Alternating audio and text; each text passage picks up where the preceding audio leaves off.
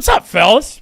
It's time for Wake Up Mintzy. A little Wednesday afternoon and a fun one because we're joined by the man, the myth, the legend, and the lean. Frank the Tank joining us today. So excited to catch up with Frank. It's always a treat when I get to talk to Frank, and it's damn sure always entertaining. Frank, how are we doing today? Fine. Just got back. I just got home. In fact, I just walked in the door. I've been now lately walking from a train station, which is about a 40-minute walk. So that adds just to my walk numbers, and that's one reason I'm been getting a lot of 20,000 step days lately. That's freaking awesome. We've all been following the health journey so much. I gotta say, because I don't see you every day because I'm in a different office. Man, your face, Frank, your face right now and your chin have leaned out like an incredible amount.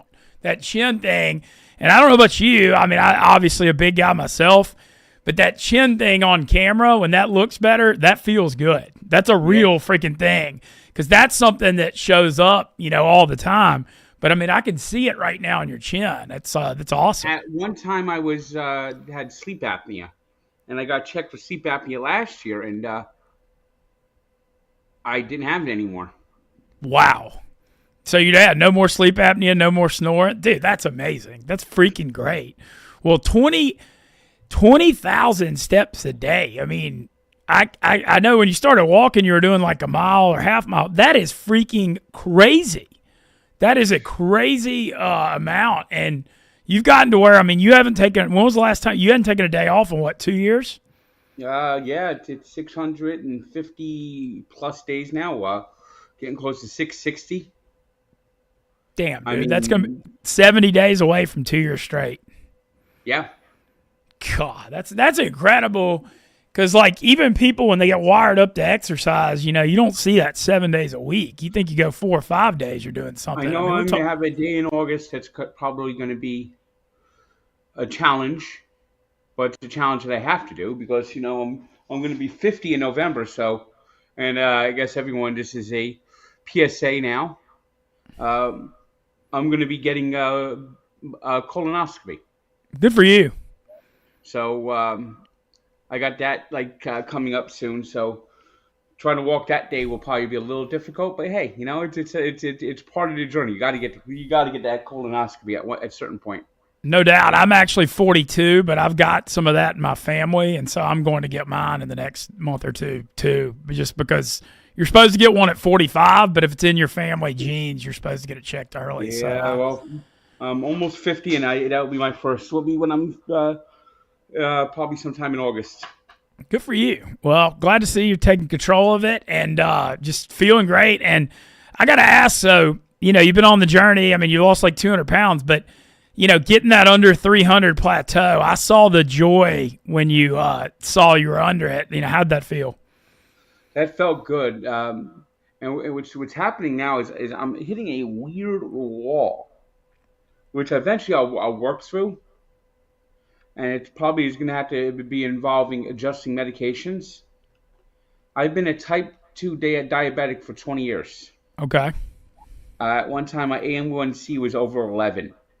My last checkup, my A1C was 5.7. Wow. And I wear the Libre diabetes monitor right here. And 2 years ago, the numbers were always in the yellow. Now it's always in the green. And what's happening now is I'm getting low blood sugar warnings a lot. So, and it's happening at 3 o'clock in the morning. Okay. So I have the nearest thing to me. I had an emergency stash of Reese's peanut butter cups, banana bread, and you shouldn't be eating at that time, but it's probably causing a little fluctuation with my weight up a little bit, but it's probably a problem that's probably a good problem to have that the diabetes thing is just getting so much under control. I'm going to have to probably reduce my dosages. That's freaking amazing, man. I mean, not to get sentimental here, but that's just incredible. To see putting 2 whole years into this. We're not talking about everybody in life wants a 2 or 3 month quick fix. and to see this kind of payoff after 2 full years, you just worked so hard for it. I would think that has to be extremely gratifying. It is. It is. That's freaking amazing. Well, so coming up, and then the Frank Walks thing, the content's unbelievable. I mean, we've seen it all from Dave Portnoy to Dwight Gooden, your childhood hero, to Darryl Strawberry to JJ. Well, I mean, it's I got some really big guests coming in the next few weeks, especially with training camps opening up. Awesome. Well, I saw last week you were out in Tahoe doing it. How was Tahoe? Tahoe is amazing. I don't think there's a more scenic just vista in the United States than Tahoe. That's incredible. I've never been out there. It straddles the border there between California and Nevada, and overlooks that lake. And first off, you go just 20 miles to Reno, and it's 100 degrees. But just that area there where it's a ski lodge in the winter, and it's like 80 degrees every day, cool off that lake. In fact, one morning it was like 50 degrees in the morning, and then temperature raised to like 83 degrees once the sun came up, and it was comfortable all day. You're walking around that big lake with the mountains and the trees and everything around it. It's probably one of the most beautiful sights, and they build everything to look like a ski lodge. It's really impressive. That's awesome. So I would love to ask this because you've done these walks all over America. Do you have a particular favorite venue for a walk, or of them just like any memorable ones? Well, the daily walks, I think, still my favorite would probably be walking alongside the Grand Canyon. That's freaking awesome. But I don't think I had a better spot for guests than last week, where one of the guests was an early morning walk, and there's a balloon, a hot air balloon launching in the background. Wow. That is cool. In Tahoe. That's amazing. Well, I love the Strawberry Fields Central Park ones you did. Oh, yeah, with the public walks for my milestone ones. Yeah. No, that's amazing. Well, you've done them all over. I mean, I've seen the Chicago ones, New York, Grand Canyon. You've been in Florida. I mean, this thing's, you did the New Orleans during the Super Bowl. I mean, you're taking this damn thing all over America. Eventually, I like to have a walk in all 50 states. I feel like, that's the journey was to make every major league. I know you do the Tank Stadium tours in baseball. Yeah, I'm still the goal was all the ballparks, but now the new goal is the walk in 50 states. I love it. Still trying to get those ballparks out, too. So it's a whole bunch of things trying to get out. Yeah, the Fleming Enterprises never stops. I respect the grind. That's for sure. Well, so coming up, so you got the walks going on. Obviously, we're getting ready. Second half of Major League Baseball season about to start up. What did you think? Because you're such a purist sports fan. That's one of my favorite things about you is your knowledge of history, and you're like an old school traditional guy. What did you think of the home run derby off in extra innings last night of the All-Star game? All right, well, it's better than the game ending in a tie, and you don't want to have extra innings in an All-Star game. It's an exhibition. Yeah, and the pitching. And you don't want to waste have another pitcher have to go, after being in the game, have to go back out there and pitch again. So it's understandable for an All-Star game, which is an exhibition to begin with anyway. So it should never go beyond the All-Star game. But it was interesting. I just wish that Joe Aranda wouldn't have been such a bum and would have got one home run, so Pete Alonso could have won the game himself. But that would have been a good way to end the game, and Alonso would have gotten the MVP too. Yeah, that was what was ironic to me because a lot of people had MVP bets last night, and Alonso hit a 3-run homer in the game, but he never even got to hit. And Schwarber got the MVP for the three he hit in it. Yeah, so because this guy I mean, he couldn't hit one.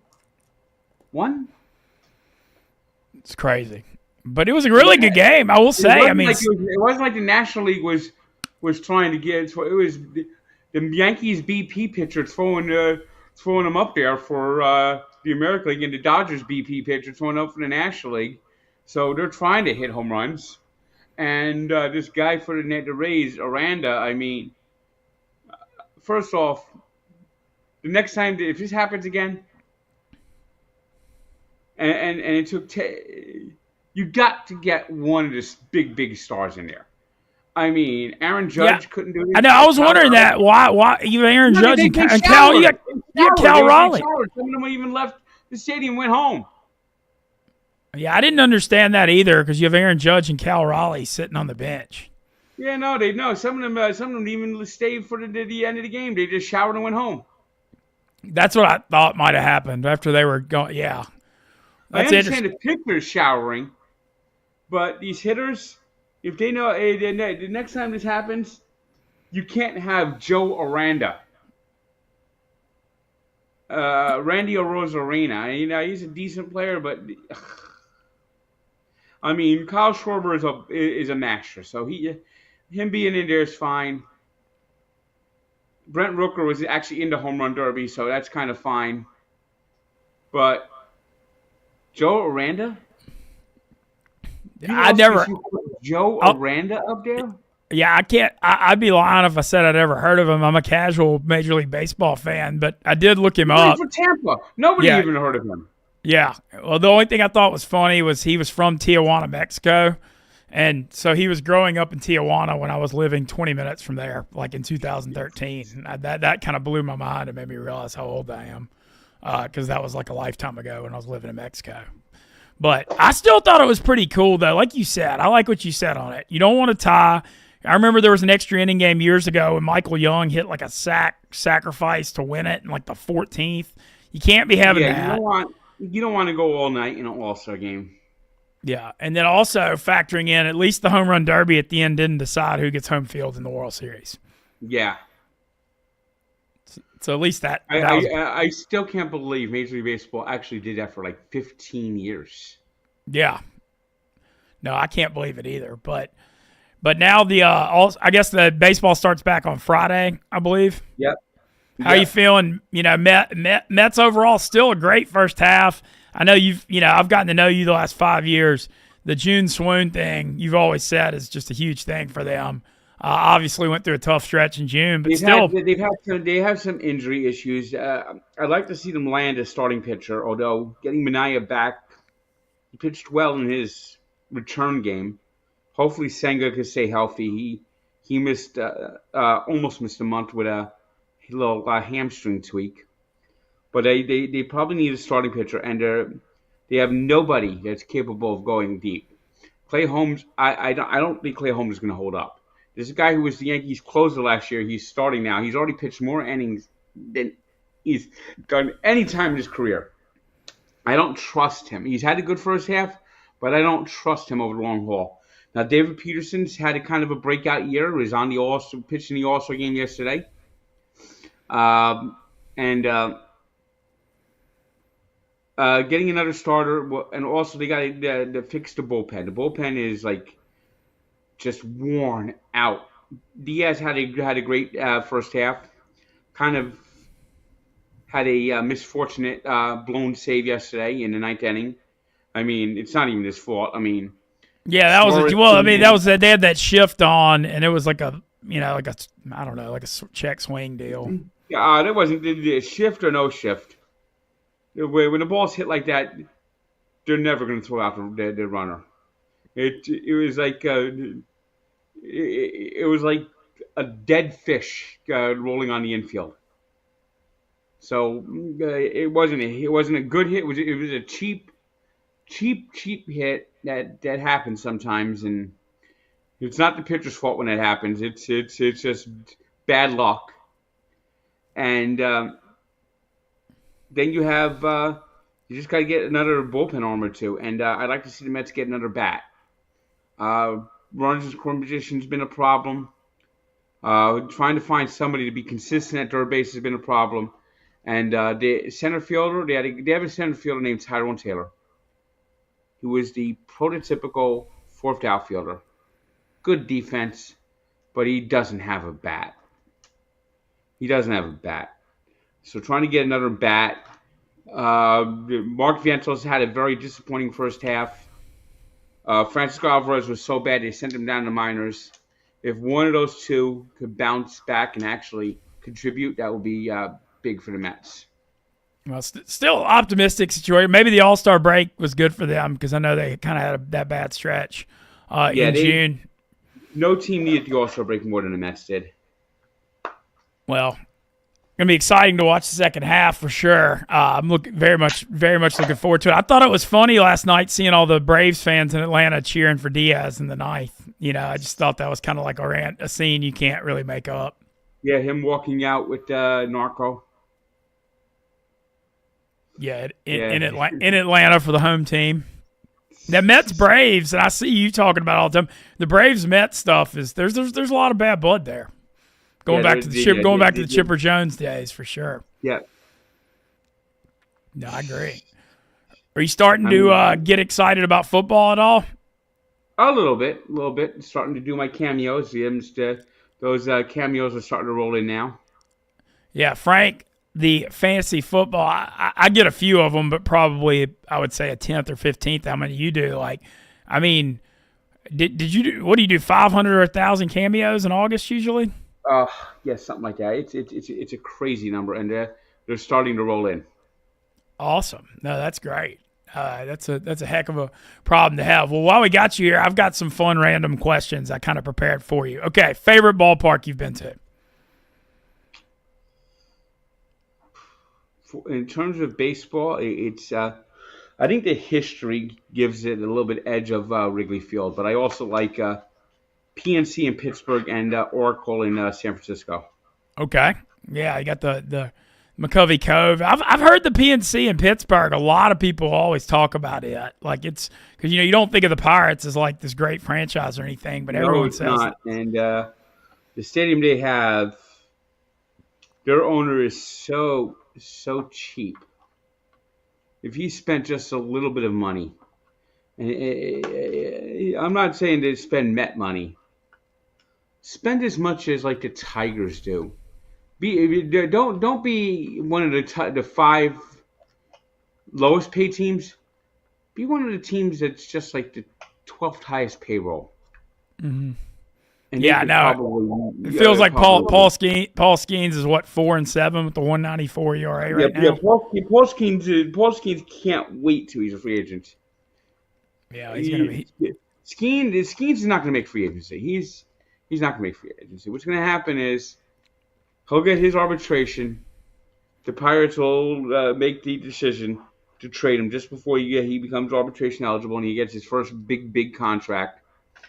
They'll get a haul of mediocre prospects, and they'll start the whole process all over again. It's tough for that fan base. It's really hard for fans to be invested when the owner doesn't want to win. Yeah, he doesn't care. No. Okay, so there's your three favorite ballparks. All right, what about this? Is going to be a fun one because you've been going to sporting events your whole life, and I don't. It's hard to say your favorite one you've been to live, but what are a couple of like your favorite games you've ever attended? I remember opening day 1998 Mets Phillies was 14 innings where nobody scored until this long forgotten third string catcher named Alberto Castillo had a walk-off base hit. Kurt Schilling, I think, Kurt Schilling might have even went into the 10th inning for the Phillies that day and only gave up two little bloop base hits. I was there when Pete Alonso set the rookie record for home runs.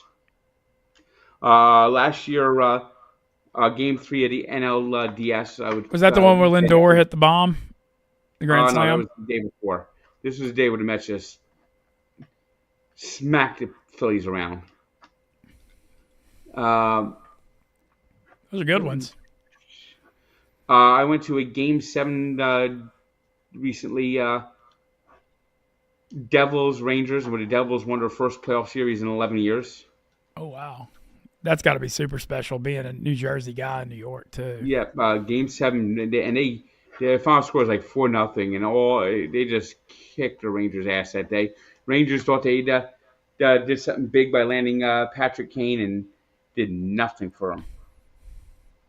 Nice. Okay. Good. I went to I went to a Stanley Cup final. Sadly, the Devils lost that one, game one of the Stanley Cup finals in 2012. They lost in overtime. Probably could have won the series if they would have won one of those first two overtime games and won a fourth Stanley Cup. Those are pretty good answers. I'm curious, because so if you had to rank your favorite, is baseball would you say baseball is your favorite sport? Like what's Yeah, the Frank rankings? I'd go baseball, probably football second, hockey third, and basketball distant fourth. Okay, that's fair. Yeah, I've noticed it's interesting. Like from Louisiana, so I didn't grow up around like the hockey thing. But like the older I get, the more I like hockey, and the less I like pro basketball. It's like every year I watch more and more of the NHL playoffs and less the NBA. You know, here's the thing. In hockey, you'll have a fight. You'll have an extraordinary save. You could have a goal 8 seconds into the game, and in the rest of the game, both goalies shut down the game, and the game is decided right there. And you have an exciting 1-0 game with a lot of saves, a lot of big plays, a lot of fights. Basketball, it's a 48-minute game, and the first 40 minutes, there might be a spectacular play here or there, but nothing is going to decide the game unless it's a blowout. And if it's a blowout, it's not even worth even thinking about the game a second later anyway. They make everyone tries to shoot the lights out from three. They'll try a dunk here and there. There might be a fast break here and there. There's no creativity anymore. There's no ball movement anymore. And it's just heave up a three, try to make a dunk. They don't move. There's no moving in the ball in and out. No like spectacular like set plays anymore. And it's boring. And so unless that game is a 5-point game with 5 minutes left, what's even the point?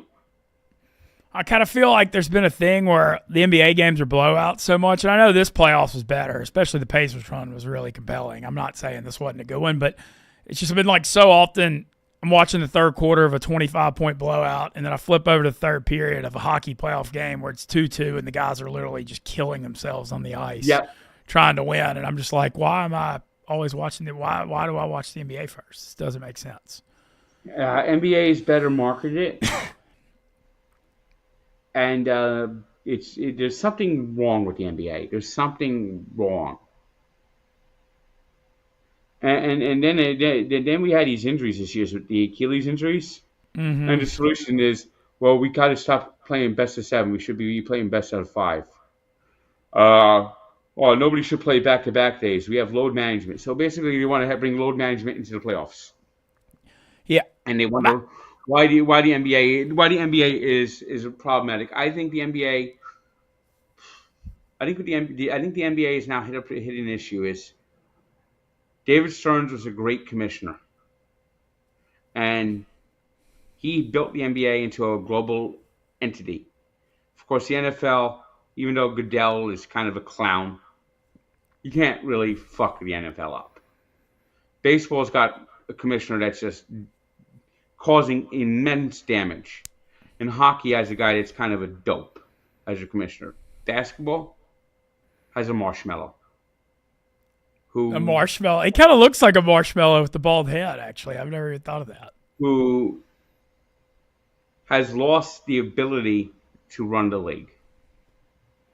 And it's like, okay, when are we going to get expansion? We should be getting teams in Vegas, and we should be getting Seattle should be getting their team back. No doubt. Seattle was supposed to get the Sonics back 20 years ago. They weren't supposed to be gone for 20 years. Now they got a new arena. They've been waiting and waiting and waiting and waiting and waiting. It seems like there's always another delay, another delay, another delay. Meanwhile, you got teams forming super teams, and then you got these players wanting load management, forcing their way off teams. There's no consistency, no rhythm, and the injuries are still happening because there's something isn't right. And then they just heave up 3-pointer after 3-pointer after 3-pointer, and it's a boring product. I feel like one solution for them would be, you know how the season starts in mid-October and no one cares about basketball till at least Christmas Day, if not when football ends. They should start the season Christmas Day, and then the playoffs could go into like July, early August when sports doesn't have as much going on. And I think that would actually help them because this month right now we've got Major League Baseball season, but nothing else really competing with it, and so I feel like they should do that. I think that is a very good idea. You could have the finals like late July, early August. I think it starts while the World Series is going on now. Hockey has a similar problem where they start when the playoffs begin. They start a couple of weeks earlier in October. Schedules stretch it out a little bit longer because they're taking more breaks here and there. They might have an Olympic break one year. For hockey, I don't think it's really an option going in to July. But I think if hockey took over May and June and hockey and basketball played their playoffs June and July, you have a little stagger. Mm-hmm. And I think both sports could probably benefit from that. No, I agree. I actually thought about that NBA theory because, the NBA's always had Christmas Day be such a big thing, and now that the NFL's involved, it's kind of hurting them. Yeah, the NFL just they're bullies. What they don't care. On Christmas is bullying. Oh, yeah, they did that to college. College football used to be Thursday nights forever. College football was the Thursday night thing forever, and the NFL just took that over too. But how are you feeling? So you said you got training camp stuff. And the only reason they don't do Saturday is because basically all these colleges have enough lobbyists to stop it from happening. And they also cannot play on Friday. They got one exception on Black Friday now. Well, they got the week one. They've been playing that week one global game. I remember the Brazil game last year, Eagles Packers. But once the school year starts, I think, because of all the high schools, they're not supposed to play on Friday either. Otherwise, they probably be playing Friday, Saturday, and Sunday too. Well, Sunday always play Sunday, but. If there weren't like the political hurdles, they'd probably be having Friday night football. I believe it. No, I believe it. Especially those standalone primetime games are just money gold mines. No. My other NFL beef, they need the 1 Eastern noon Central kickoff. We need more games at 3:00. And because you've got like the 8 games or 9 games or 10 games, and then you'll have these afternoons where there's only 3:00 games, and they got the red zone, and he always talks about the Octobox. At most, there should be 8 games. Now we're doing 9, 10 sometimes at 1:00. That should never happen. I personally think, at a minimum, there should be 5 4:00 games. The rest could be 1:00. I totally could not agree more. It shouldn't be 3. It shouldn't be 4. It should be at least 5. This way you have a full day. Because more people now watch the red zone and watch multiple games at the same time, unless you're a fan of a team. And I'm not going to be watching much Dolphins this year because that team. That's what I was going next. Was where you because I know I see every year, and I see it with you and Nikki Smokes. Just it's just it's become a tradition where you get excited at the beginning because they score. The thing about this Dolphins thing in this era of Mike McDaniel, when they play bad teams, they score like 49 points. And so they'll blow out a couple bad teams when the weather's warm in September and everybody gets excited. And then when it gets cold and people start getting banged up, it's just it always falls apart. There's no excitement this year. This is going to be a bad football team. What did you think about Minkah Fitzpatrick coming back? Well, so you traded your Pro Bowl tight end, your last cornerback, for a safety. Now, Dolphins are not very good in the backfield, but they have right now nobody playing corner. Nobody. They brought in Asante Samuel, and Asante Samuel says, "Well, I'm going to say a free agent. I can't come here. He's never been in a more disorganized locker room." Oh, wow. And you have no offensive line, so Tua is going to get that hit again. And their backup right now is Zach Wilson. That's the thing I haven't understood. And I know you always are all over Greer for the stuff he does. But when you've got a franchise quarterback in Tua who has an injury history, I mean, going back to Bama, I mean, he had 1 year that he didn't get hurt.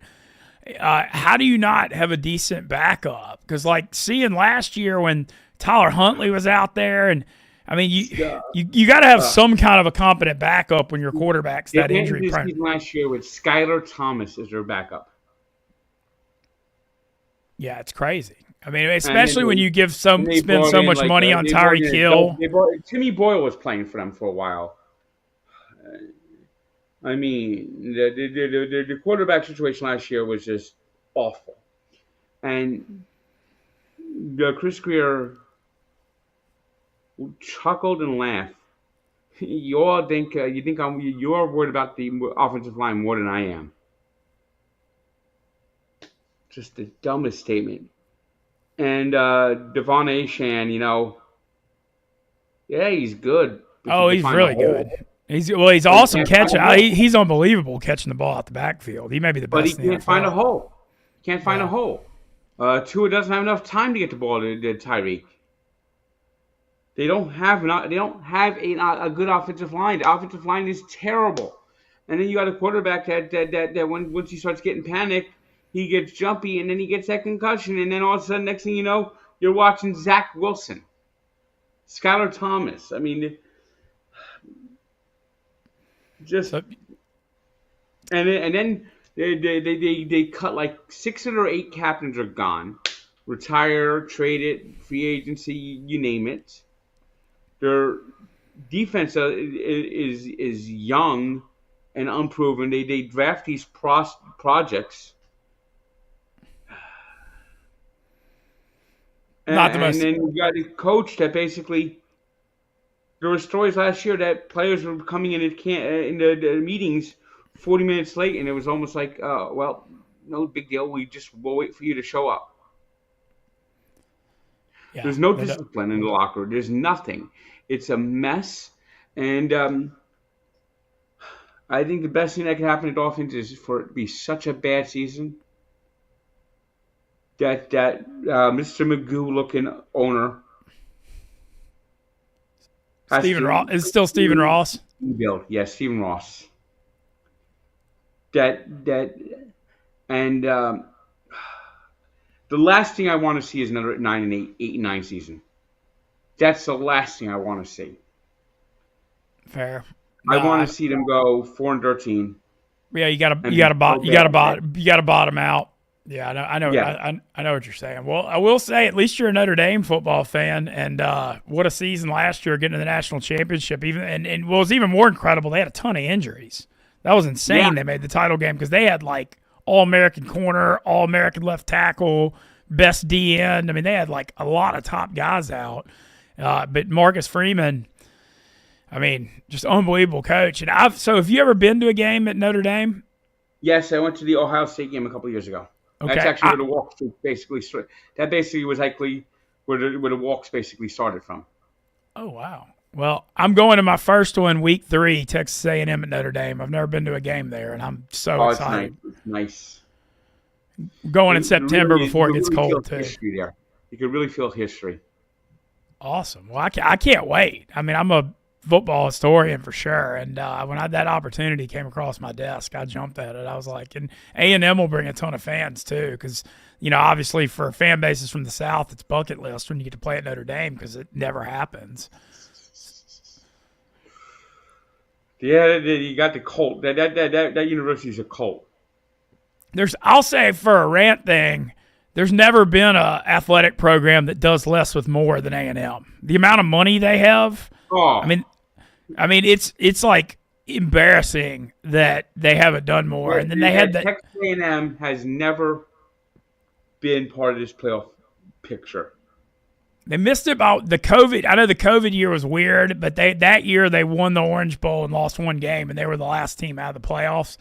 But no, you're not wrong, and especially with the amount of money they have, it's crazy how much they underachieve year after year. But I'm excited to get football going. You know, this is always like Yep. you get through the dog days of summer, and I know you're a big pro baseball guy, so that gets you through it. But now's the time where I start looking at it, doing some research, getting ready for some fantasy and some gambling, and you know, it's great. We're going to be talking a ton of football on here starting next week. I can promise you that. I've also noticed while you're here, I've been noticed you've been working with the belts and the weights a little bit lately. I saw some biceps in a bit. Yeah, I'm sitting watching TV, doing this every now and then. That's great. Get a little muscle tone. Yep. That's freaking awesome, man. Like, I know that getting under 300 had to be such a big goal. Like, is there like another next goal you're shooting for? Or are you just trying to be healthy, be alive, or Just trying to be healthy. You know, maybe eventually I'll look into getting skin removed, and that'll probably drop me about a good 20, 30 pounds, and then I'll be somewhat close to a normal weight. Under 300 is pretty amazing, though. I mean, like, I think it's all perspective, you know. 520 at one point. 220 pounds. Pretty damn spectacular. How things, you know, I'm friends with Jinx too, and Jinx has done a lot for me on my health journey as well. You know, day to day, how are things going there in the Fleming Enterprises? Oh, it's going well. We're booking walks, we're booking trips, and we're just figuring out our next big project. I mean, we filmed 7 walks last week, and they're all going to be really good quality walks. That's awesome. And then so you got training camp coming up, and then I'm sure you'll keep hitting some. And, we're trying to figure out our next thing. We're still out there trying to get more people and more prospects and more walks, and just keep continuing to grow. Hell yeah. Have you been up? So summer tradition, you and I both always like to go up and see our old friend Stu Finer up on Long Island. You been up by the pool any this summer? No, but I might be going. I'm probably going to be going the next couple of days. Awesome. Yeah, Stu's been hammering me to get up there for a weekend and go hang out at the pool. I'm trying to make it in August. Yeah, I'm going to try to get out there this week. That's awesome. Yeah. Well, I'm sure the 88-degree pool is calling your name. Oh yeah. Obviously, much love to Stu. Well, I'm glad to hear everything's going so good. You gonna be back in Chicago anytime soon to see us? National Card Show. I'll be out there that week. Awesome. Man, you're always going. I respect it. Always. It never stops. The Fleming Enterprises. Yep. What did you think about the Rico Nadeau Monday? Those two guys hate each other so much, you know. We're close to Rico here, and Nadeau is kind of got a Weasley type personality. But you know, the funny thing is, if they could ever stop hitting each other for 40 minutes a week and do a show together, they don't even have to be in the same room.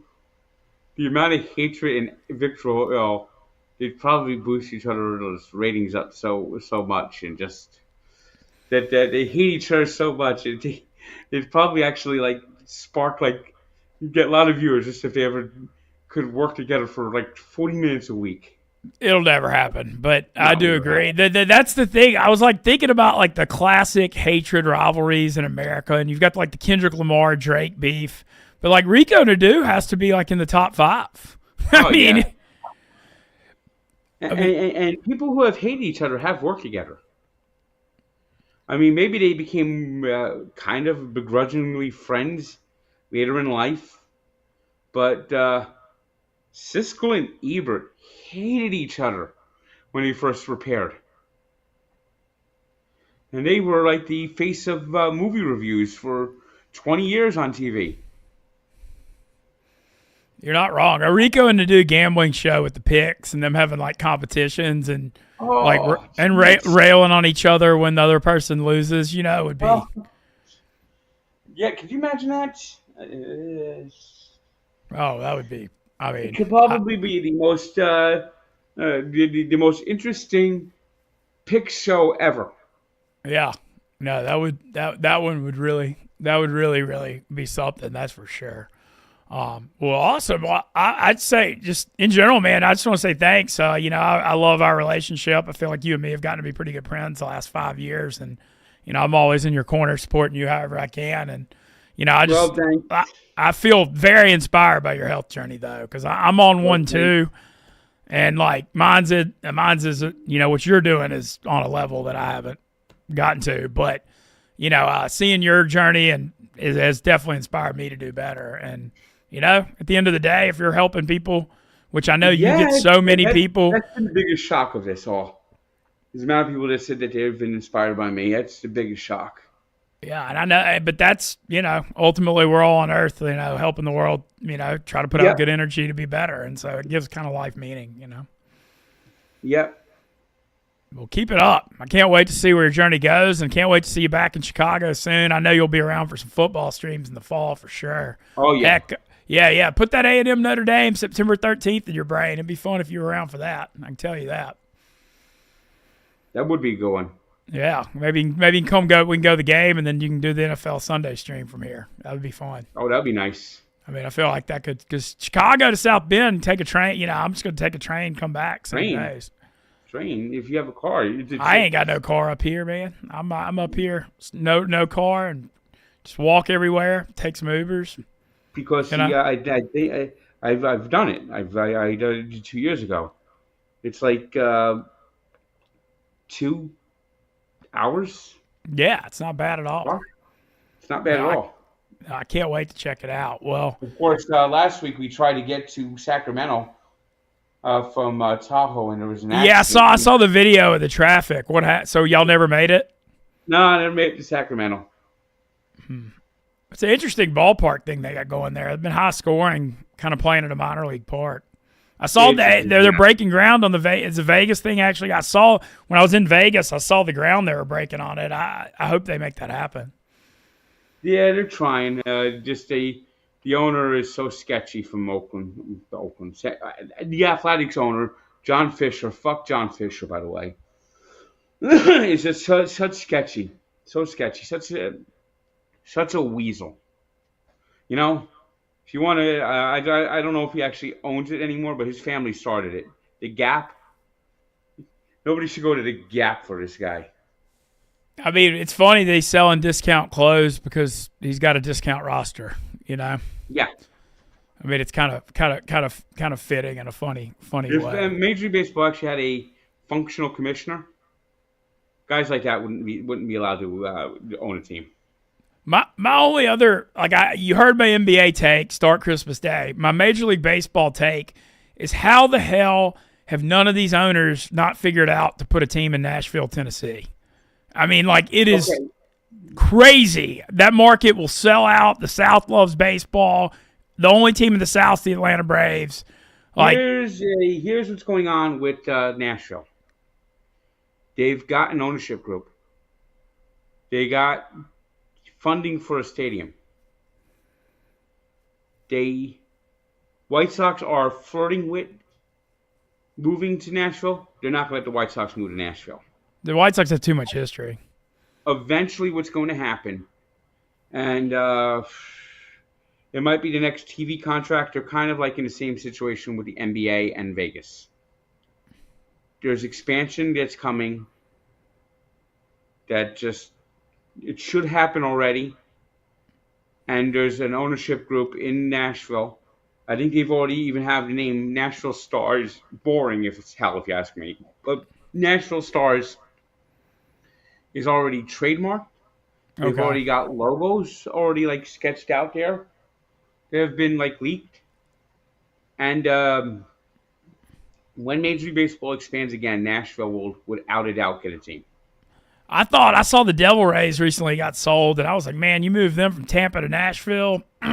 They're staying in Tampa. I saw that, but I thought that they were the team. I was like, man, that would be such a good fit in Nashville and that division with the Yankees and Red Sox and Orioles and Blue Yeah, Jays. the thing is, baseball should have. They want to try to get the Athletics and the Rays stadium situation fixed, and that's kind of tabled expansion.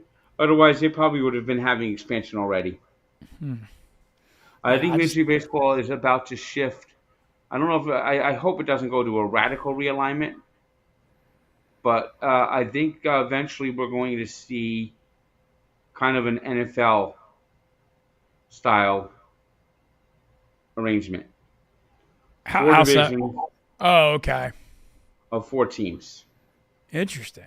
Okay. No, I could and when see that that. happens, Nashville will be part of this. They want to they want to add two more teams to get to 32 teams. It's Nashville, and then it's a lot of other cities are already starting to put their feelers out there. We got Carolina wants to put a team, Portland, Salt Lake City, Sacramento had talked about it, but after what's happened with the Athletics, I don't think Sacramento's ever getting a major league team. Yeah. Interesting. Well, Montreal is also kind of oh, I would city love keepers that. now. I love the old Expos. I think that would be cool to have another Canadian team. Don't be I don't know. surprised if there's momentum to try to move to bring Montreal back into the major leagues. I think that would be awesome. That would be cool. Would you have any second half non Mets predictions? Who's the Tank World Series? Dodgers are still the team to beat, I agree. and you know, in American League, I gotta say the Tigers. I think the Tigers got a good chance. That would be cool. A Dodgers Tigers World Series would be a lot of fun. The Tigers had such a random run to that ALCS last year when they got hot, but then this year they've actually looked legit. They've scored a lot more runs, and obviously Yeah, Scoobles even Javier Baez hasn't sucked this year. made the All Star. He started the All Star game. I wonder what kind of odds you would have had on that before the season. None. Non-existent. All right, Tank says Dodgers Tigers World Series. I could see the Dodgers are. The Cubs thing's been exciting for everyone here. It's a shame that Justin Steele got hurt and being out for the year because they're scoring a ton of runs. If he was there, I think they'd have a better shot if they had another frontline starter. But it's cool being around But this. I can't believe the Brewers don't fade. They don't score. Uh, they become like another Tampa Bay Rays, where they keep losing players, but somehow finding a way to get to the playoffs. They always have arms that can throw hard. It feels like they have never-ending guys throwing, but that I don't know how the lineup. It doesn't. I don't know. And the Rays, they got their own stadium issues, where they're gonna try to fix the dome. I think a future home in St. Pete is probably gone, and that's probably a good thing. I think the new owner wants to build inside the city of Tampa itself, and that's going to be a big boost if that happens. It's a weird dynamic for them because the Yankees have always done that spring training in Tampa, and Steinbrenner used to live in Tampa, and so Tampa's like nothing but Yankees fans. It's always like a weird dynamic having the Rays down there. If you have a team in Tampa Bay, it's kind of difficult to get out to St. Pete. Mm-hmm. It's like 30. Yeah, you're right. It's not close. There's this bridge. It's not a great commute out to St. Pete. Well, I agree. Well, all right. Well, coming up, I want to say thank you for giving us time today. This is so fun to get. I always love getting to catch up with you. And like I said, the positive energy lately has been refreshing. What's so just next week or so? You're gonna go see Stu. Major League Baseball restarting. When's your next trip? Probably when I come out to Chicago for the National Card Show. Okay, that's end of July, right? That's coming up soon. Yep. Awesome. Well, Barstool Wise, great home run derby stream last night. Man, Ebo can really hit for a man his size. I saw 109 mile per hour off the bat on one of them last night. Oh, nice. Yeah, man, just incredible. Tonight, World Series of Poker main event final table is going to end. They're down to 4 people. Michael Mizrahi has 300-something million in chips. How far did you make it, BS? I know you had No, I had a pretty good run. So there were 9,700 and something people, and I got 1,650th. So, but I missed them. A little run after that, after folding all those times. I caught no hands at that table, and then Quiggs did that video of me folding aces, and I had 30 text messages about it, seeing I really did it. I was like, come on, guys. But no, I got hot on day 3. I missed the money by 200 spots, but I had a real shot at them, and lost a real tough one to bust, but I gave him hell. I mean, I showed for a washed up 42-year-old ex-pro. I still got something in the tank. So, I mean, I've done worse. My thing though, yeah, still going to keep playing though. Poker wise, there's a tournament here in mid-August. I'm gonna play at Ameristar. Oh, that sounds nice. Yeah, World Series New Orleans is coming back finally. First time since COVID, so I'm going to try to fit that in. But once football season hits, poker always goes in the back burner, especially with our Sunday streams. So let's get it. Well, Frank, just want to say thanks, man. I ended up thinking we'd have 15 or 20 minutes. Here we are 50 minutes in. So thanks for giving us your time. I always really, truly mean this. I enjoy all the stuff you and me do together. It's always just really, really fun. I think we got different personalities, and I've seen there have been a few times in my 5 years at Barstool where I've seen you laugh harder at me than maybe anybody else. The IKEA furniture stream being specifically one of them. That Still After Dark was really something. Well, I actually had IKEA experience before you. Well, yeah, I clearly did not, and also didn't know how a blindfold worked. I tried to get that working, and it was hard, and those instructions are very confusing. It was cold out there in that trailer too. Oh, it was. It was a cold one, but still After Dark, still rolling. Thanks to everybody who watched last night. There's gonna be an announcement on Monday, but the one next week's gonna be super fun. I can't spoil. Oh, that sounds good. Yeah. Any preview? I can't. They told me I can't talk about it. Okay. But I know it's gonna be really fun. I mean, I know what it is, and I know it's gonna be really fun, but I can't. Frank, I got to be honest. I've spoiled enough in my Barstool days. Yeah, I know. No more spoilers, especially on this show. But well, thanks again for joining us. As always, Tank Army runs deep, and keep it up, man. Congrats on the health stuff, and can't wait to see what's coming next. It seems like you're doing good. I heard you're watching your diet a little more now too. You trying to? Yeah, I'm fine. Yeah, I hear you, dude. Believe me, I fight that too. It's good food's like one of the joys of life, and it's like when you give up a lot already, it's tough because it's like you sacrifice a lot already, and it's like you want to enjoy something. So, feel you. And shout out to Jinx and Mikey Betts, the Fleming Enterprises. We're going to get out of here tomorrow. Big second half Major League Baseball preview coming with Tyler Moody, and then we're going to just start talking about football next Tuesday, and that's what we're going to do. We're going to go deep. We're going to go deep in it. It's time to get ready for the season. Also, British Open starts tomorrow, or Open Championship. I'm sorry, I said it wrong. Quick picks. I have Tyrell Hatton. British Open for me. Yeah, me too. I always call it that. But Tyrell Hatton 30-1 is the Mets pick. So we'll see what happens. But at least, I always love getting to watch the majors, and it's fun that it's on early in the morning. So we'll definitely be keeping an eye on that over the weekend. Be well, right. Frank. You're the man. Keep it going. Thank y'all for watching. Wake Up Mintzy. We're back tomorrow.